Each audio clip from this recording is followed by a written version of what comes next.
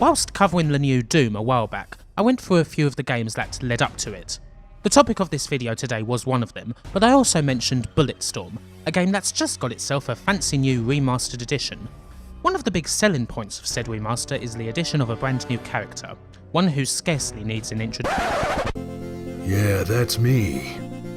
You're probably wondering how I got into this situation.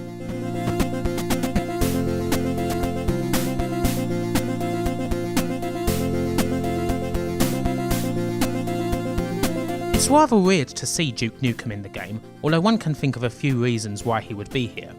First, there's the quite cynical and, let's face it, accurate one. Bulletstorm was not exactly a big seller on first release, and although it has a cult following, something else might be needed to get people's wallets all aflutter. So hey, let's wheel out the Duke.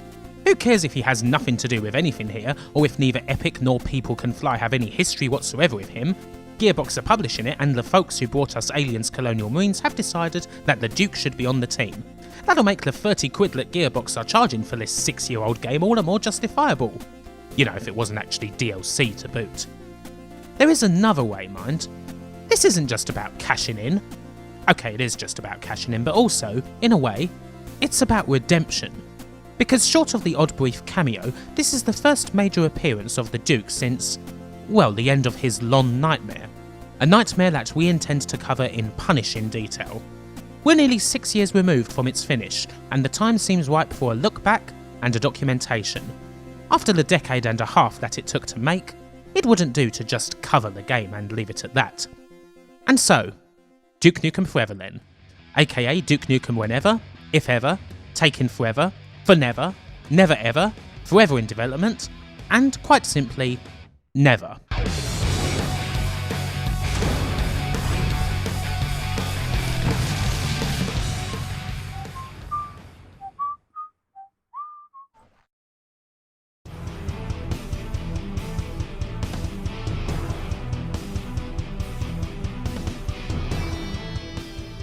Now, it wouldn't be fair to not start with a reminder of just who the Duke was. It at least gives people a chance to remember the glory days.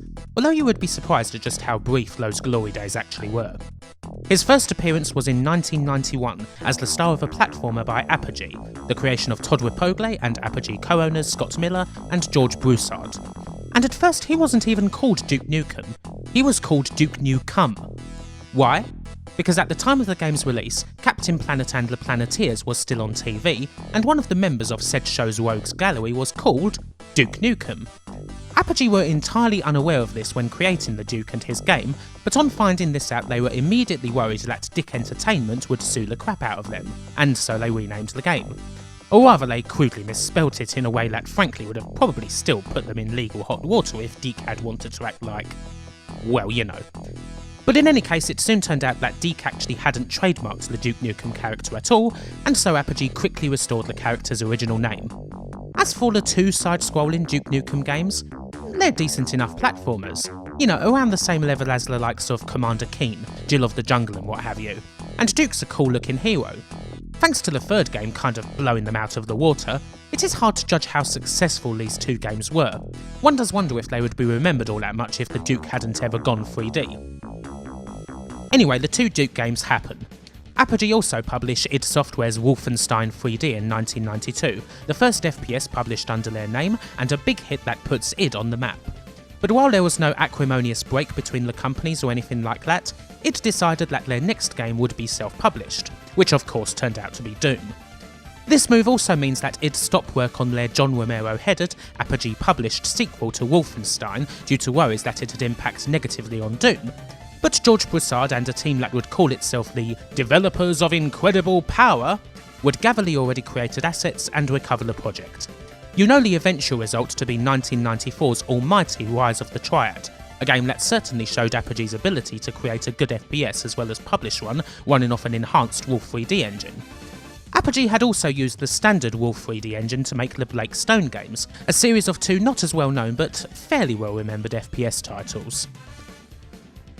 After the success of Rise of the Triad, the developers of Incredible Power move on to their next title, a game called Prey, the history of which is far too lengthy to go into here, but in short, it didn't come out until 2006, and that was after it eventually got outsourced. The team of developers with a thoroughly awesome name would only ever make one released game. Apogee decide to make a bunch of labels for their games to signify the genre they belong to, which results in the creation of 3D Realms in 1994. The aim of the strategy is soon abandoned as Apogee largely stopped releasing the platformers and such that originally made their name. Indeed, the only other label they created was Pinball Wizards, which released one game, Balls of Steel, in 1997. In 1996, with all future projects slated to be 3D as well, Apogee decided to change their own name to 3D Realms. And so, we get to 3D Realms' first game. So the big question then, why Duke? Although he hadn't headed up a game since 1992, the character hadn't fully gone away. In 1995 he made an appearance in one of the last and most popular games released under the Apogee name, Death Rally, as a non-playable opponent. Of course, the development of his 3D game was well underway by then.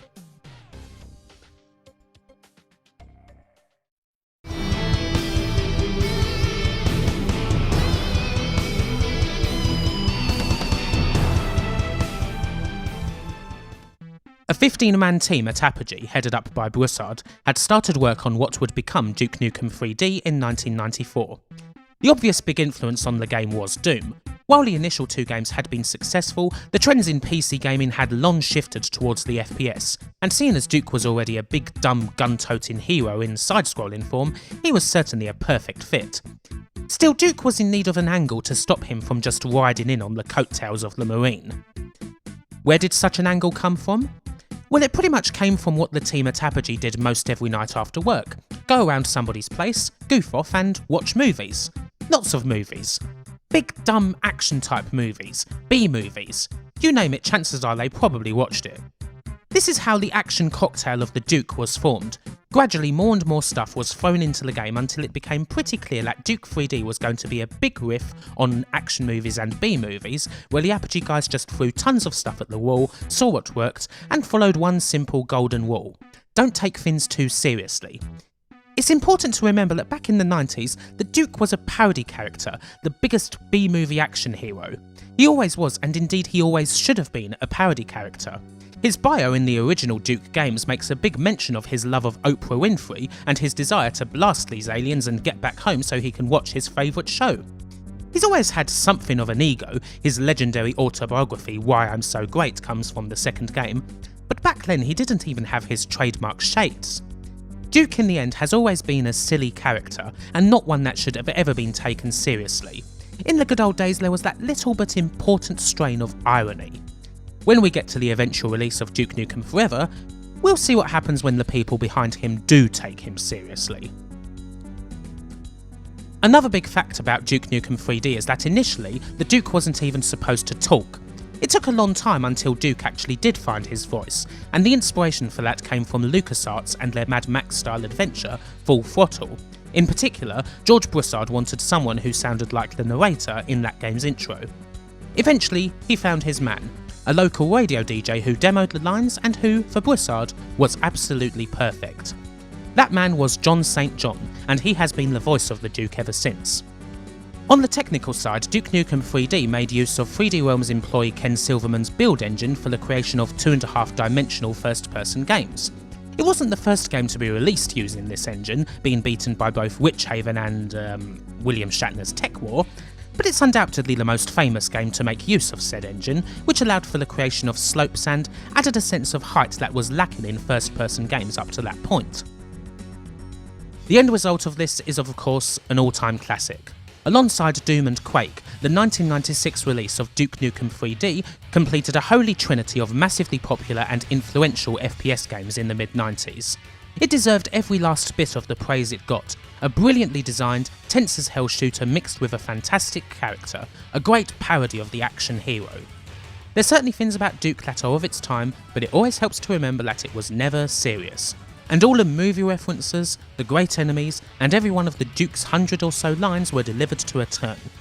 It should be obvious that I love the game with all my heart, and so did many others. The legacy of this game is pretty long after all. There's the many additions it had, from the Atomic to the Megaton.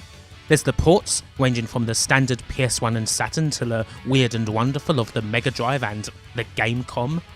There's the updates and revivals it's seen over the years, bringing the joys of the Duke to new generations.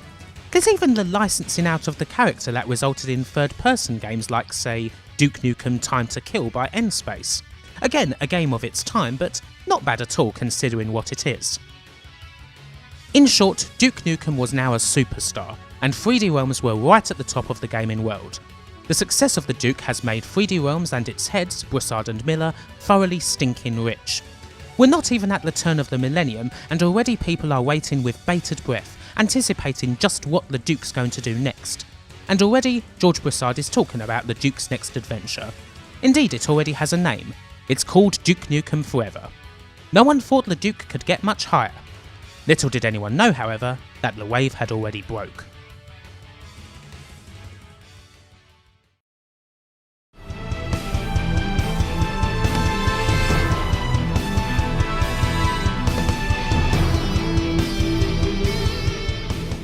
Here, let me throw some names out at you. Chinese Democracy, Detox, Avatar, Deadpool, Food Fight. Just a few products of many that have spent more than their fair share of time in development hell. Hell, there's some projects out there that could put the poor old Duke to shame. It took 45 years for Brian Wilson to compile and create a version of the Beach Boys album Smile that he was happy with. Dr. Dre spent about 14 years working on the aforementioned Detox before saying fuck it, officially binning it in 2015, and then recording and releasing another album in mere months. Warner Brothers have been trying to make a live-action version of Akira for 15 years now, and with production having ceased at least 4 times, they're nowhere near achieving it. And that's nothing.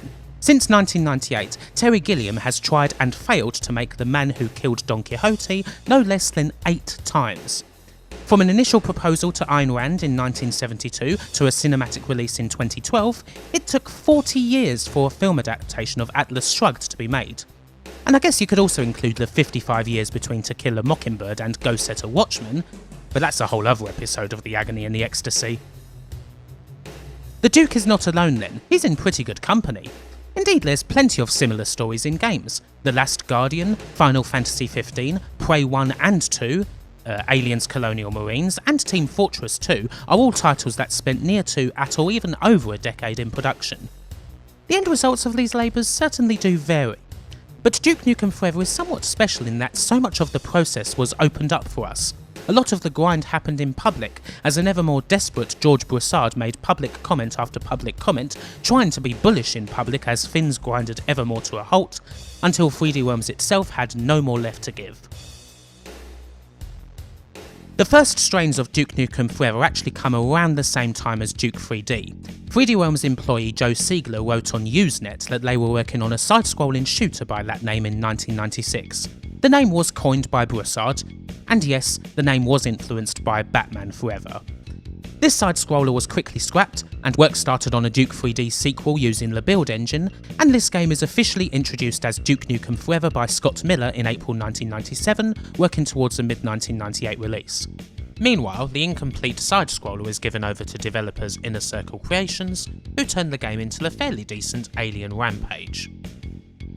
The game would be published by what was then GT Interactive, and it was decided pretty early on that DNF would not continue with the build engine. Full 3D was quickly becoming the norm after all, and as good as Duke Nukem 3D was, it did look graphically poor compared to something like Quake 2.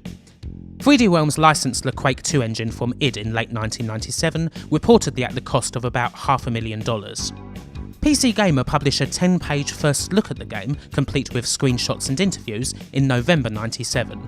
They say that they aren't fortune tellers, but they have every confidence that Duke Nukem Forever will be one of the brightest, and indeed best, titles of 1998. They're right about one thing: they aren't fortune tellers. Initially though, all is looking pretty good. At E3 in 1998, 3D Realms show off the first trailer for DNF, and it's a doozy. It seriously wows people. The game looks amazing for 98. There's tons of big full 3D models, action set pieces, riding on the backs of trains, explosions, all that you would expect from Duke. It's one of the highlights of the expo that year, and the hype for the game is already pretty huge. Duke is seemingly right there at the front of the PC's 3D gaming boom. And already, behind the scenes, things are going a bit wrong. There's many reasons why a project can go wrong and take a long frickin' time, and one thing that often comes up is something called feature creep, or featureitis. This is defined as constantly expanding a product, adding new features, bloating it and making it bigger and bigger beyond what the product was initially set to do. On the surface, it's a way for a product to avoid becoming obsolete quickly, which is what Broussard wants. He wants to make sure that DNF isn't immediately surpassed by other products. Feature creep is on the whole pretty dangerous and usually a problem, especially in development, as 9 times out of 10 what you're left with is something that costs a lot more than what it was initially supposed to, and in the end does a lot of different stuff badly as opposed to a couple of things that it was supposed to do well. There are a couple of instances of feature creep working in games. The first Elder Scrolls game, Arena, was supposed to be a gladiatorial combat game, hence the name, but gradually bloated into a huge open world RPG, and it worked. The first Total War game, Shogun, was also supposed to be a fairly straightforward combat simulator, but it expanded into the huge-scale strategy game that we eventually saw. Still, while both Elder Scrolls and Total War benefited from this, these are exceptions. Most of the time it is really not a good thing. Even at the time of the E3 trailer, Broussard is not happy with the Quake 2 engine, and this game is the reason why. Epic Mega Games' first Unreal marks the debut of a new engine, the Unreal Engine, that's clearly better suited to the game that 3D Realms want to create. Broussard suddenly is not happy with Quake 2. And so just a few weeks after E3, Broussard shocks everybody by announcing that DNF is switching to Unreal Engine in June 98, essentially rebooting the project and scrapping a hell of a lot of the work that went into what everyone saw at E3. Not to mention the cost of licensing this new engine and the money that was already spent on the Quake 2 engine. Soon after that, Broussard guts the floor of the 3D Realms studio in order to set up a motion capture lab so that feature can be included. Whenever he sees something that impresses him in a game, it has to be in DNF. Half-Life comes out with that awesome lengthy in-game introduction, we gotta get that in DNF. He starts pushing for a snow level after seeing a game based on the Fin, and so on and so on.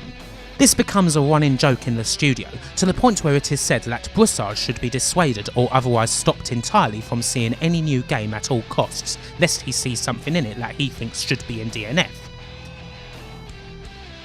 Broussard became obsessed with Duke Nukem Forever being the most technically brilliant game out there in the same way that Duke Nukem 3D had been. He didn't want it to be bad or behind anything else. But it doesn't take much to figure out the big problem with feature creep. You're always reacting to something. What you want to include in the game has already happened, and things are moving so fast out there that it's never going to end.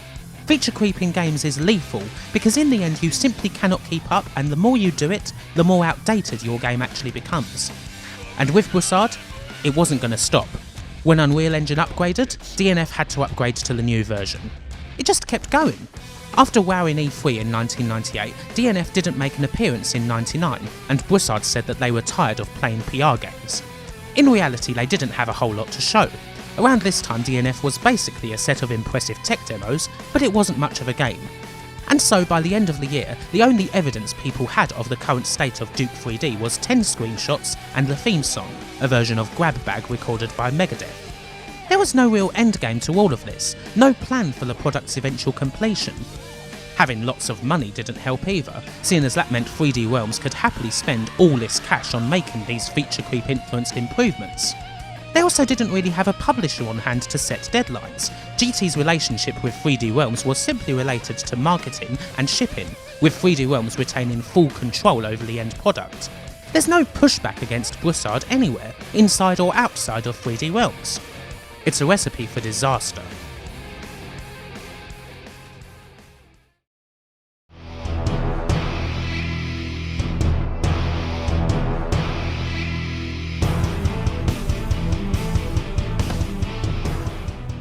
And so that is the recurring theme of DNF for most of the 2000s.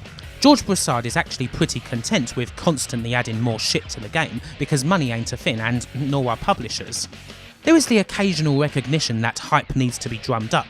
DNF makes its return to E3 in 2001 with another trailer, marking 10 years since the original Duke Nukem, that once again completely wows the audience. But as far as any actual game goes, well, there's no end in sight. The bullish talk from Broussard continues. He says that if DNF isn't out by 2001, then something is very wrong, and that it should beat Unreal 2 to the shelves. By this time, GT Interactive's been sold to Infogrames, who hold the rights for all of a few minutes. The Duke doesn't fit in with their family-friendly image, and so he's sold to Take-Two Interactive for $12 million, who'll publish DNF under the Gathering of Developers label that'll eventually get folded into 2K Games. Needless to say, DNF doesn't come out in 2001. While Take-Two end up quite frustrated with the DNF situation, there's not all that much they can really do because not an awful lot of publisher money is actually in the project on 3D Realms' side. The only money that 3D Realms ever received from a publisher was a $400,000 advance from GT way back in 1997. When they get frustrated and speak publicly about money they're having to write off because of Duke Nukem Forever, Broussard's response is clear. A prolific poster on his company's public forums, he writes that Take-Two need to shut the fuck up in my opinion.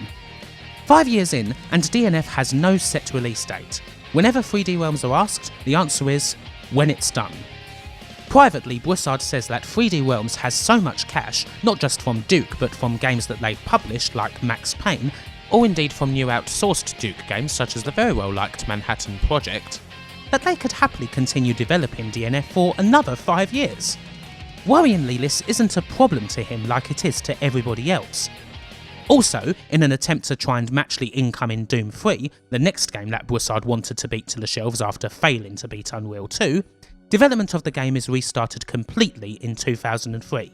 The Mekon physics engine is introduced in 2004, which, you guessed it, was licensed in an attempt to match Half-Life 2's physics.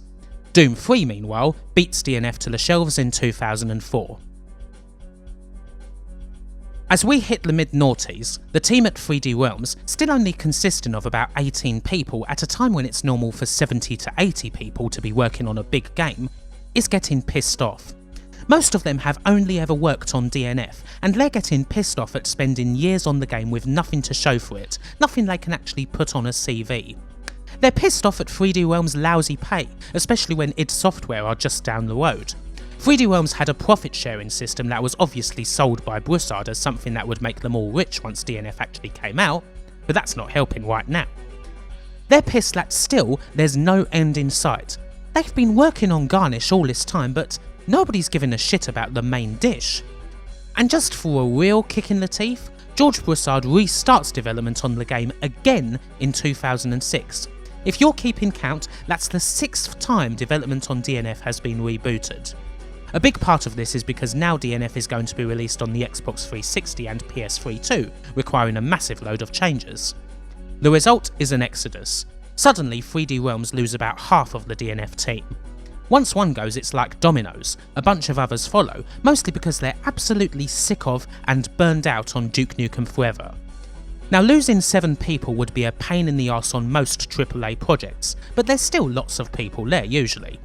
But losing 7 people out of an 18-strong team that's already too small for the AAA project that they want to create, all of whom are people who had worked on the project for years, that can be a critical hit, and it was enough to finally motivate Broussard into some very serious action. And so Broussard goes on a hiring spree, managing to get some fairly impressive creative talent through the door. Some of them are actually surprised at what they find, in a good way. There's enough there that one of the new hires, Raphael van Leerop, speculates that if 3D Realms push hard, they can get this game out in around a year and it would still be an industry leader. However, Broussard insisted that the game was still 2 years away, seemingly struggling to let go. Another new hire, Brian Hook, the new project leader, is actually one who pushes back to George, rejecting his requests for tweaks and new features and standing firm in the face of his tantrums. The little snippets of the Duke that come out are still enough to get people excited. Even after all this time, it doesn't appear that 3D Realms have been sitting around doing nothing. And it is fair to speculate that in the period between early 2007 and 2009, work on the game was serious and productive. Another teaser trailer in late 2007, as well as actual in-game footage in 2008, albeit recorded on a handheld camera, keeps the hype train running. Broussard announces a new philosophy of cutting is shipping, taking out a lot of stuff in the game that's not working, or not running at an acceptable frame rate. Yes, at long last, there is an element in the project that's actually about taking stuff out, instead of putting stuff in. However, there are problems. Broussard and his partner, Scott Miller, aren't really getting on anymore. Miller has been pretty burnt out on the project for a long time. And most importantly, the money is finally starting to run out. The new serious development on the game means that costs have quadrupled. The game's costing several $1 million a year just to get it finished, and the credit crunch in 2008 most certainly doesn't help matters.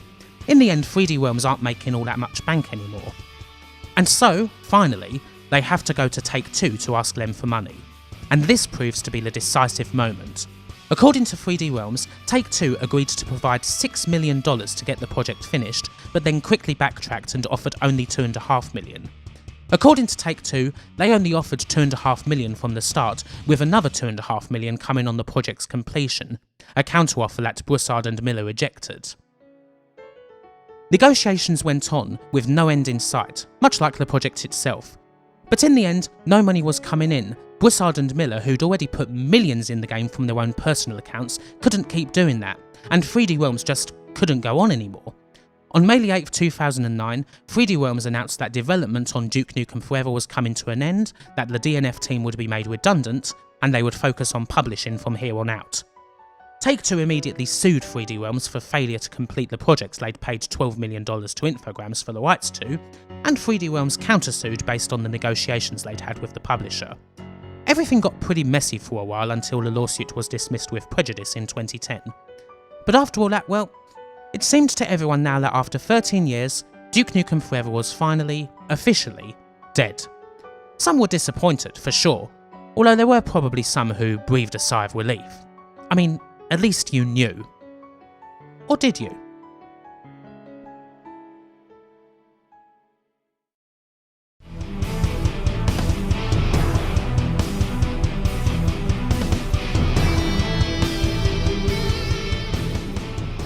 Needless to say, the constant state of Duke Nukem Forever was ripe for plenty of piss takes. Really, by 2002 it was already a long-running joke. No example of this is better than the famous Duke Nukem Forever list, a site with over 34 million unique hits featuring a list of major things that happened from the announcement of Duke Nukem Forever in April 1997 to the project's death on May 6, 2009. There's plenty of things on the list, but here's some highlights from the period. Approximately 509 million deaths and 661 million births, 19 wars started, 5 Olympiads, most of Bill Clinton's second presidential term and both of George W. Bush's terms, Steve Jobs' return to Apple and its rise to power, the mobile phone becoming a part of everyday life, the entire Harry Potter series, DVDs being finalised, being the standard format, and Blu-ray winning the HD video war, the entire Lord of the Rings trilogy, and so on. When Duke Nukem Forever was announced, Google, YouTube, eBay, peer-to-peer file sharing, Steam, social media and online casinos did not exist. The fastest consumer internet connection was a 33.6 kilobytes per second modem, and the fastest consumer processor was a 233 MHz Pentium. It was a different world. A lot of the list naturally deals with games too, and there's plenty more fun there, such as every Final Fantasy from 7 to 12 including spin-offs, every Grand Theft Auto game with the exception of 5, every Metal Gear Solid aside from Phantom Pain, the entire World War II shooter and extreme sports crazers, 50 games including Mario, and every single Unreal, Baldur's Gate and Half-Life game. And also, funnily enough, 10 Duke Nukem games. All the third-person games, the big Nintendo 64 version and 64 exclusive Zero Hour, the Manhattan Project, and even some mobile games. Another good marker for DNF's endless development is Wired News' annual Vaporware Awards. DNF first placed on the list in 2000 when it came second, and it topped the list in 2001 and 2002. In 2003 they created a Lifetime Achievement Award for DNF just so they could get it off the list, before relenting and bringing it back in 2005 when it topped the list again. It would stay at the top for 2006 and 2007, and although they considered dropping it in 2008, the in-game footage convinced them to give it the award again. Finally, in 2009 Wired excluded the game on the grounds of it being officially dead. If nothing else, this is all a good indicator of just how big a joke the game had become in the gaming and tech worlds. All those forum posts, all those trailers, all the sound samples of John St. John saying, "Damn, I make this look good," were a giant stick to endlessly, repeatedly beat the failed game over the head with. It was all rather sad. In the years since, a few people have come out to share their experiences with working on Duke Nukem Forever. There were good times and bad over the years, but the picture that emerges is of something over which there was never any true control. George Broussard was so heavily invested in the project that almost no one felt as if they could tell him that there was a problem, or that something just couldn't be done. A lot of the people at 3D Realms were very much attached to him and his enthusiasm, but ultimately the project became too much for some people who were working 80 hours a week on the damn thing. In the end, it seems as if it became too much for Broussard himself, that by the end of 3D Realms' time with DNF, he had grown fed up with the game, and like many of the people on staff, he wanted to get away from it and spend time with his family, which in the end was why 3D Realms decided to give up. It's worth noting that Broussard has rarely given interviews to the press since 2009, and to date he has not spoken about Duke Nukem Forever at all. Maybe it just hurts too damn much. But of course we are far from done. Indeed, work never really ended. 3D Realms would reach out to someone who had some Duke experience and had actually worked on DNF for a short time way back when. Randy Pitchford and his company Gearbox. A group of ex-3D Realms employees form Triptych Games and continue working on DNF from home for Gearbox, who purchased the game from 3D Realms in June 2009, although this was not confirmed until the game was re-announced in September 2010. 2K Games would still be publishing it. By this time it was at last a matter of dotting the I's and crossing the T's before finally, on May the 24th, 2011, it was announced that the game had gone gold. Duke Nukem Forever, after 14 years, was finished and would be released to the public on June the 10th. The wait was over. Which of course means that I have to start looking at it now. No point in bullshitting over the story anymore. It's here.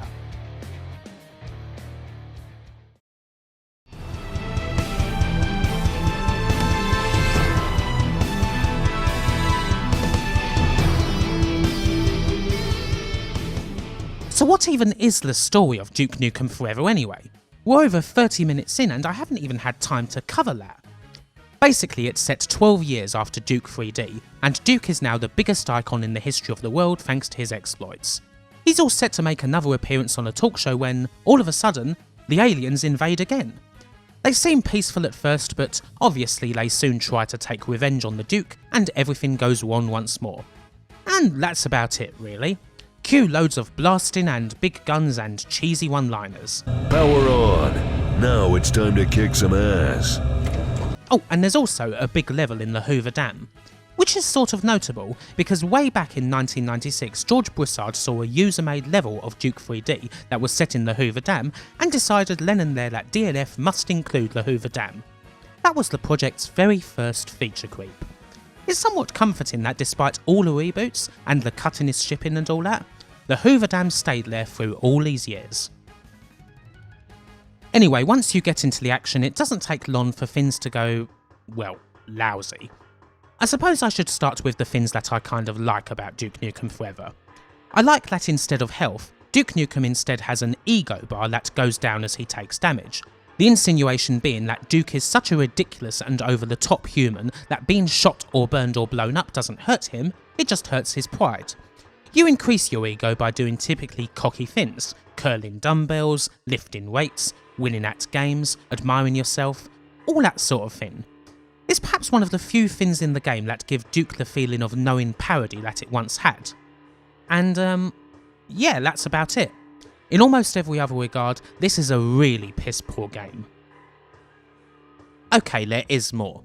In a game that's pretty much chock-a-block with action set pieces, there are thankfully the odd ones that do land. I really like the end of the Duke Burger level. Often waiting for a chopper to arrive is annoying, but this part combined that with a complete lack of ammo, meaning that I had to use every skill and weapon in my arsenal to get through it, from the big guns to the pipe bombs, the trip mines to the holoduke. And it worked. In fact, this is my favourite bit in the game. It's absolutely what I want from a big long arena fight. And I do like the tributes that the title plays to the game's long history. The intro is suitably meta, with Duke actually playing Duke Nukem Forever and fighting a rerun of one of Duke 3D's most famous battles, the final boss fight in the stadium with the Cycloid Emperor where you kick his eye for a field goal. This also produces one of the very few legitimately funny lines in the game. What about the game, Duke? Was it any good?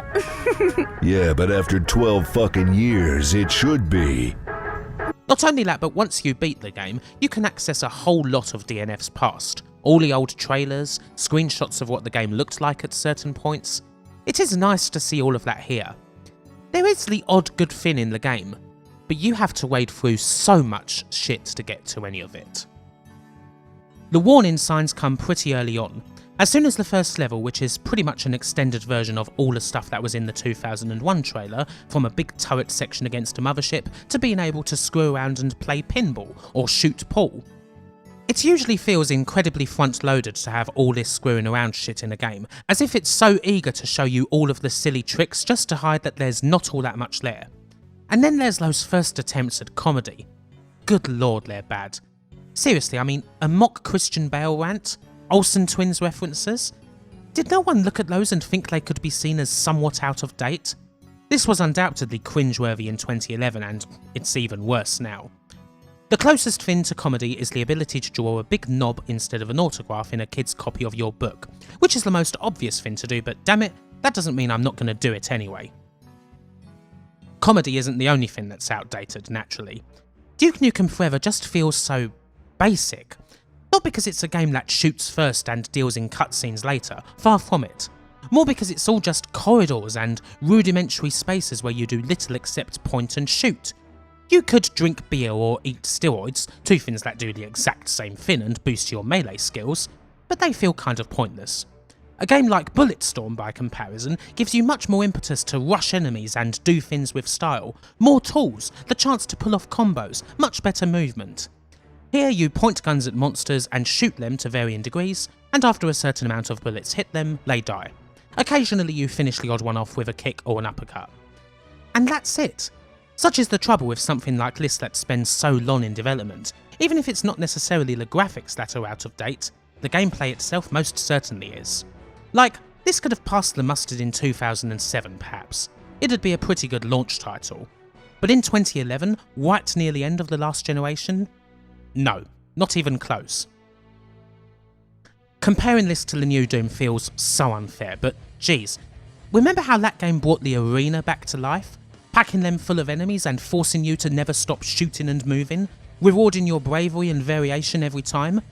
This game uses arenas too, but they're nothing more than stopgaps where you stand, shoot, then retreat somewhere to suck your thumb for a bit if the going gets too hot. It's just another stopgap before the next bit of stuff, whatever that may be.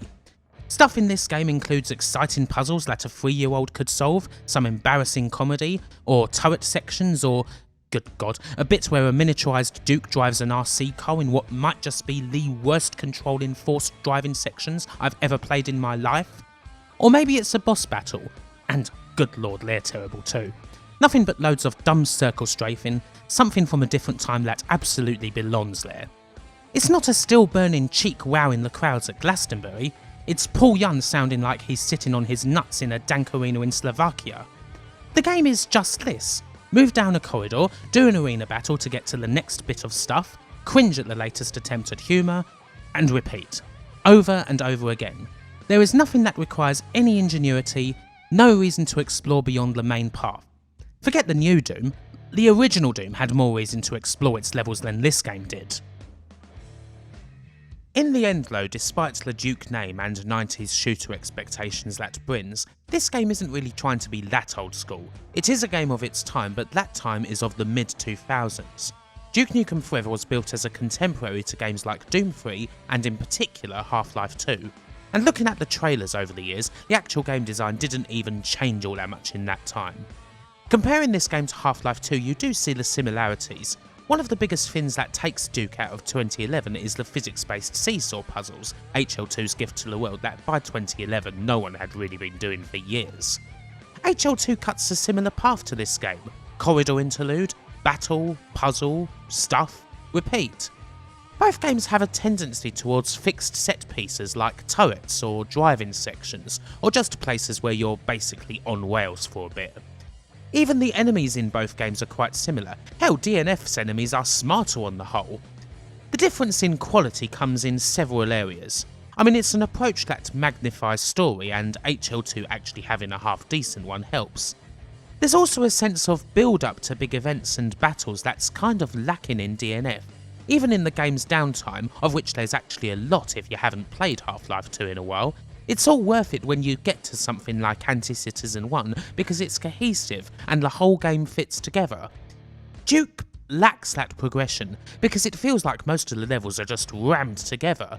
You go from a sports dome named after Duke, to a dark alien hive that's grown inside of it, to a comedy dream sequence in a strip club, a monster turret section, and then to Duke's burger joint where you spend most of the time as Tiny Duke. It's all just always jarring. And as for that humour, good lord. As I alluded to previously, Duke's humour is seriously outdated. But that's not just because of ancient memes. All the stuff about aliens taking our women, all the lines, all the single entendre innuendo, it is cringeworthy. I mean, yes, it is offensive, and I'm sure that complaining about the humour will net a bunch of blah blah SJW comments, but mate, more than the basic offensiveness, it's just not funny.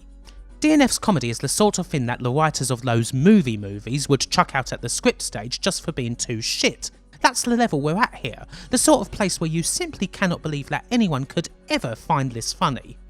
And it's even more embarrassing because the game so obviously thinks it's hilarious. The level of cringe here is so bad, it almost makes you want to re-evaluate Duke as a whole and ask yourself if it was ever funny. Was it just funny because it was a different time? Because you were a kid? Because the game was so much cruder that 3D Realms mercifully couldn't get the humour they wanted across, like they did here? DNF is so bad that it honestly does make you think about those things you once adored. But you know what? There is more to it, I think. Somewhere along the way, 3D Realms completely lost sight of what sort of character Duke Nukem was supposed to be. The Duke was always supposed to be somewhat tongue-in-cheek, not a character you actually take seriously. The platformers set that up, and Duke 3D continued that. There was parody there in the original games that's not really there in DNF, even if it was simply because no other NPCs or anything were around, and therefore the original games gave the impression that the only person who thought Duke was that damn cool was Duke Nukem himself. Damn, I'm looking good. In DNF, that's not the case. Instead, almost every joke or line is based on two things: how apparently awesome Duke Nukem is, and how awesome everyone else thinks he is. There's no foil to that, it's just, haha, Duke Nukem is great, he's about to get blown by some twins. Or, haha, Duke Nukem is great, look at these regular grunts virtually piss themselves in his presence. Or, haha, Duke Nukem is great, he doesn't need power armor like that Master Chief pussy. Or, haha, Duke Nukem is great, he literally has a book called Why I'm So Great. It becomes rather embarrassing because there's nothing else there, nothing that actually grounds things somewhat or takes a pin to this inflated ego trip.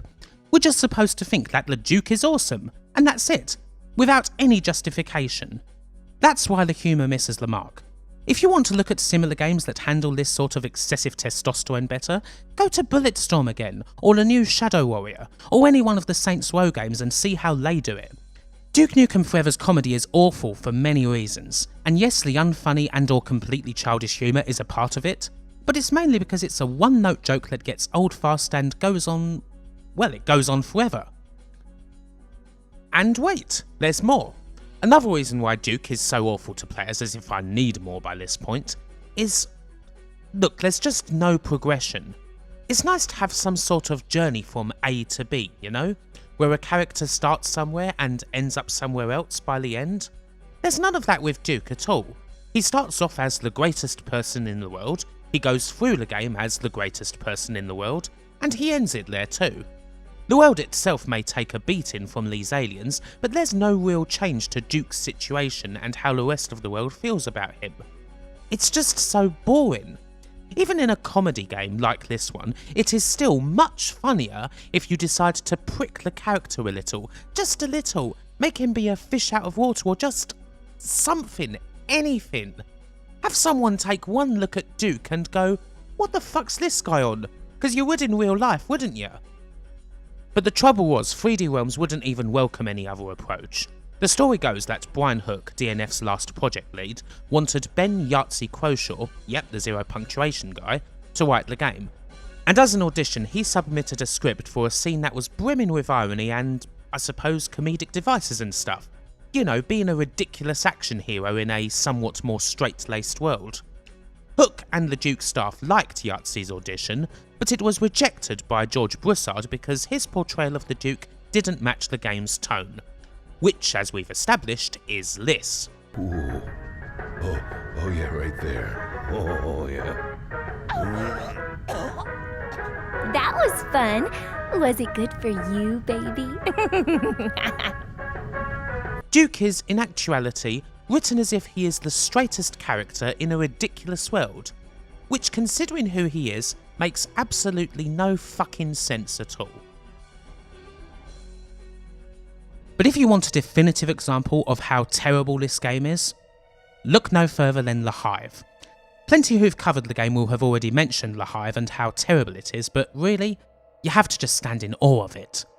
First off, it's the ugliest possible brown mess of a level. I mean, God, it's just so brown.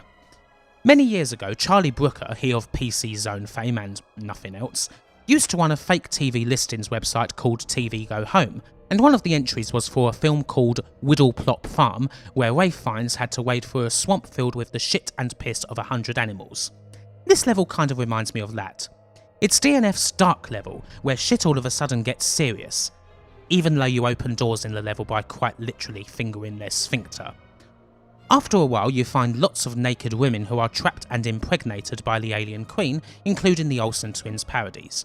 You have to shoot them while Duke gets sad about shooting all of these women, because Duke will no longer be able to fuck any of these women.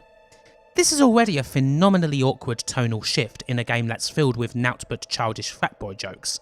Suddenly Duke's a complete sociopath. I'm pretty sure that wasn't part of the original characterisation. And then, in the middle of you doing this, you encounter a giant set of boobs on the wall, which you can slap for an ego increase. Cue guitar riff and wisecrack. So wrong, yet so right. Either one of these things on their own would be terrible, dumb beyond words, and offensive to the point where Jim Davidson would probably say, "Fuck this," and turn the game off. But together? A scene where you slap some boobs on the wall in what's supposed to be, as stupid and ridiculous as this sounds, the horror section of your game? That is something truly special. A definite sign of people who did not have the first damn clue of what they were doing. It's like if you were watching Alien on a VHS tape, and just as the facehugger explodes from Officer Kane's stomach, everything stops and the tape flicks over to the scene where Jim gets it on with some pastry in American Pie. Duke Nukem Forever is bad all the way through, terrible most of the time, but this? I can honestly say that this is one of the most disgusting moments I have ever experienced in any video game. Cheers to that. To sum up, well, it's not like this is some dissenting opinion. Almost everyone agreed that after all this time, Duke Nukem Forever was pretty awful. A chucked together pile of shit that in the end was what you expected a game so defined by the endless adding of features and tweaks would be. It's nothing more than a pile of stuff in a bag with no rhyme or reason to it, all of it there because it looks cool and because Duke is cool. They may as well have released an animated gif of Duke Nukem masturbating over a picture of himself. Oh wait, they basically did. Oh. Oh yeah. Oh yeah. The opinions of those at 3D Realms who worked on DNF for all those years were usually negative too. One of them, dubbed John Q. Public, said that on playing the final game, it was clear that very little, if anything, had been done since he left the project in 2009. Just a few tweaks and, mostly, covering up the cracks. For some it was a bit of a heartbreak. And so, well, who's to blame for all of this? Gearbox probably deserved to shoulder a bit. Maybe they could have actually tried to make the game better, but clearly they mostly just polished what was there and shoved it out for a quick buck. And sure, you would expect that from Randy Pitchford and company. But then, well, it was 14 long years already. Maybe that was just the best thing to do. Truthfully, this game was better off cancelled long ago. It's hard to pin down the exact moment when DNF passed the point of no return. Was it scrapping everything in 2006 and watching as half the team left? Was it the comedy factor of demanding a snow level just because you saw it in a frickin' licensed game? Or was it scrapping everything in 2001 after the game got a big second chance with an awesome trailer? Either way, the whole design was screwed in search of a level of perfection that was never going to come. Duke Nukem Forever was fucked for a long time, and after a while, well, I don't think anything was really going to change that. Jeff Gerstmann summed it up best perhaps. He recommended that anyone who was fascinated by the whole process play it for themselves, but otherwise, everyone else should just forget that it ever happened. I can totally get behind that.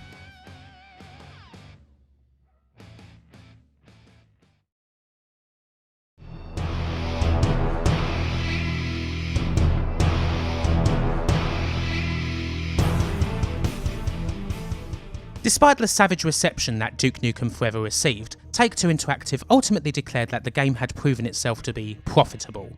Mind you, seeing as how most of the money spent on the game was spent by 3D Realms, that might not be a surprise. But in the end, it was over. Oh, speaking of 3D Realms, there still remained a question of who owned the rights to the Duke himself. In 2013, 3D Realms announced an isometric shooter called Duke Nukem Mass Destruction to be developed by Interceptor. Gearbox immediately sued 3D Realms, claiming that they had full rights to the Duke Nukem character. And in the end, they were right. The lawsuit was settled in 2015, entirely in Gearbox's favour.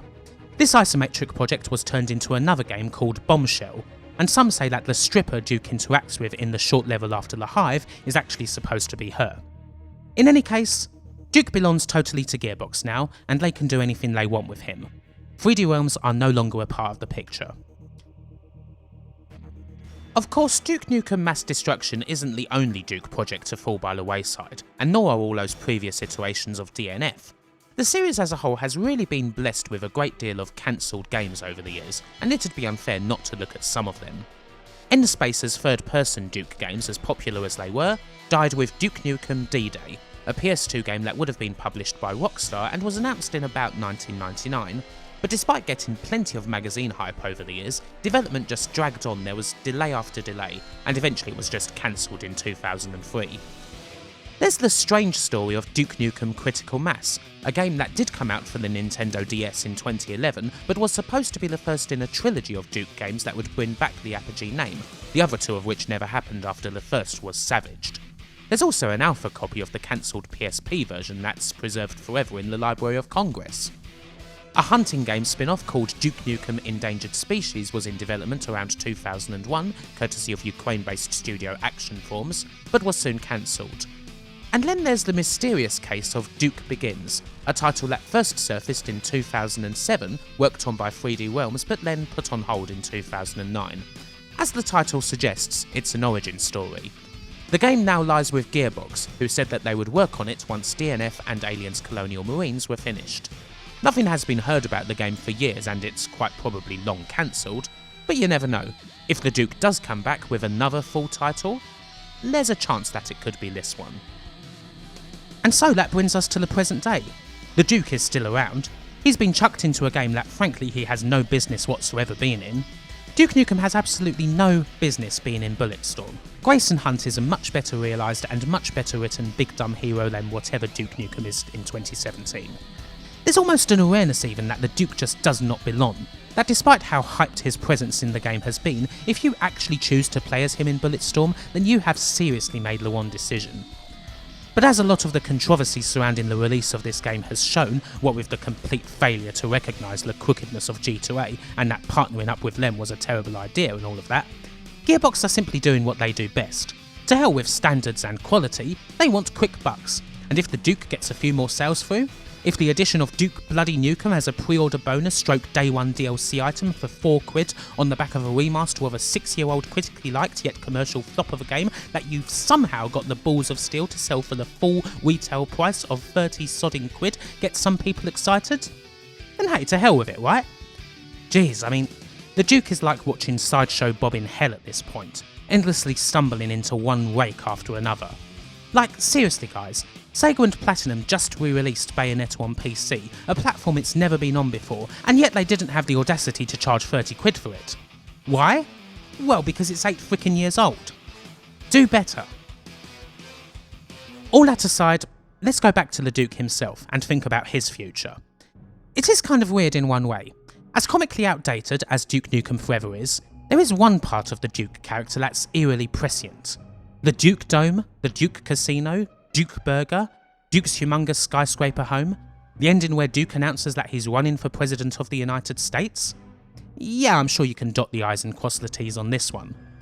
It is amusing to read the occasional more modern comment dealing with DNF's allusions to a guy who at the time was mostly famous for The Apprentice and bleating on Twitter about Obama's birth certificate. Mind you, Back to the Future did it 30 years ago, so it's not like Leduc was any kind of trailblazer. But surely there's still a place for humour of that sort of bent. But with that sort of thing in mind, is there any actual place for Leduc to fit in now? Is there any way that Duke Nukem could return with another new game?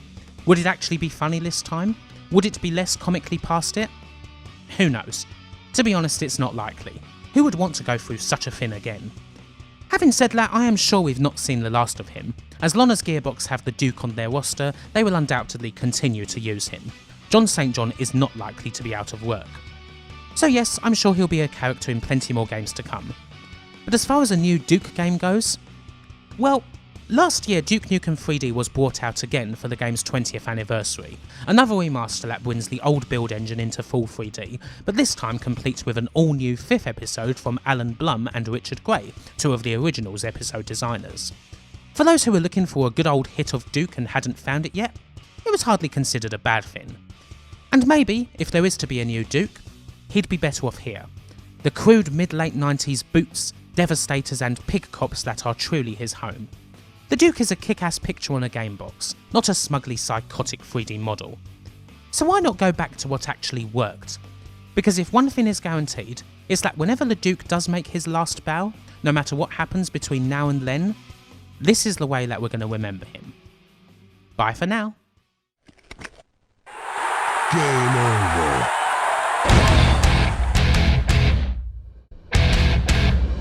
Let's rock.